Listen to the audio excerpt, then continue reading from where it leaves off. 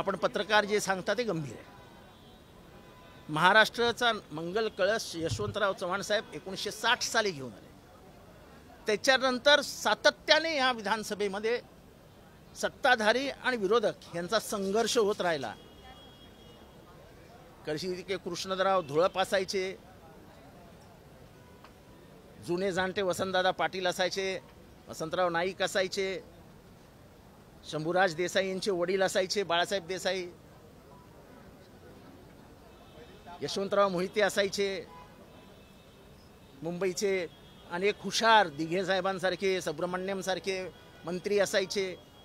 म्हणजे महान नेत्यांची परंपरा या देशाने या महाराष्ट्राने बघितली आणि विरोधी पक्षातही महान नेते होते। एस.एम. जोशी होते, आक्रमकपणाने अंगावर जाणारे छगन भुजबळ होते, पण असा प्रकार ह्या विधानसभेत झाला नाही। त्यामुळे या विधानसभेचा एक वेगळा नावलौकिक महाराष्ट्रात नाही देशात होता। आज त्या नावलौकिकाला काळीमा फासला गेला। वैयक्तिक मला राजकारण करायचं नाही, त्यांच्या स्वभावाबद्दल त्यांच्या पक्षाबद्दल मला काही गरज नाही। प्रत्येक माणसाने आपण विधानसभेत कसे वागतो ह्याचा मराठी मनावर काय परिणाम होत आहे आणि आपण आपलीच क्रेडिबिलिटी कशी खतम करतो आता राजकारणातली, की राजकारणी असेच आहेत,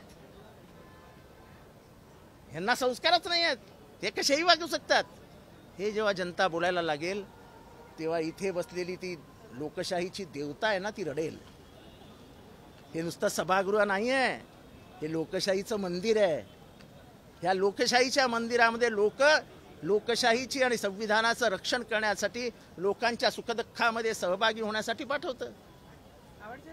कालपर्यंत चर्चा होती की पवार साहेबांनी दिलेल्या निमंत्रणावर आणि पत्रिकेत पवार साहेबांचं नाव न छापण्यावर आज सुधारणा करण्यात आली आहे, नवीन पत्रिका आली आहे, पवार साहेबांचं नाव लिहिलंय। देर आहे दुरुस्त आहे, बस आपण अजून काय बोलायचं।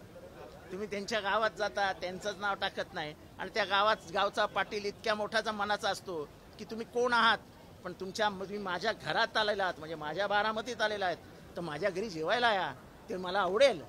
इतका मोठ्या मनाचे शरद पवार आहेत, त्यांना ओळखा। मी सगळ्या राजकीय नेत्यांना सांगतो त्यांना ओळखा।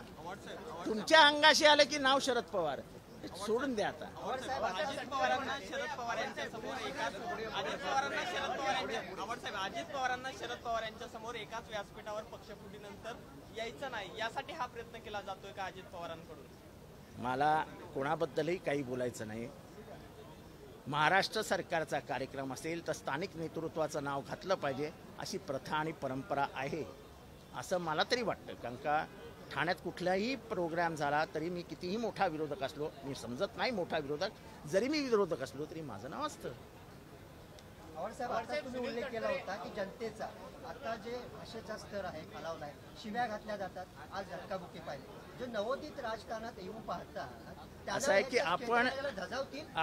आपण यशवंतराव चव्हाणांकडे बघतो, असं एस.एम. जोशींकडे बघतो, आपण वसंतदादा पाटलांकडे बघतो, आपण यशवंतराव मोहितेंकडे बघतो।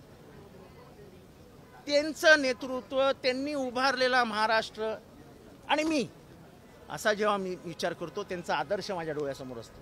शरद पवारांचा आदर्श मी माझ्या डोळ्यासमोर ठेवतो। आता तुम्ही ज्या बापाने मोठं केलं त्या बापालाच ढकलून घराच्या बाहेर काढतात,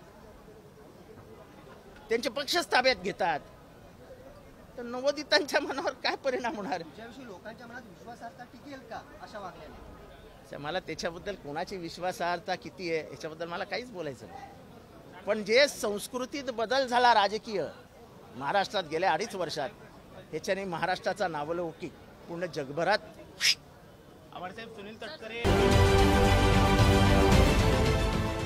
देश विदेशातील प्रत्येक घडामोडींचे लाईव्ह अपडेट मिळवण्यासाठी आता साम टीव्हीच्या सर्व सोशल मीडिया प्लॅटफॉर्मला लाईक, फॉलो आणि सबस्क्राईब करा। तसंच सर्व नोटिफिकेशनसाठी बेल आयकॉन प्रेस करायला विसरू नका।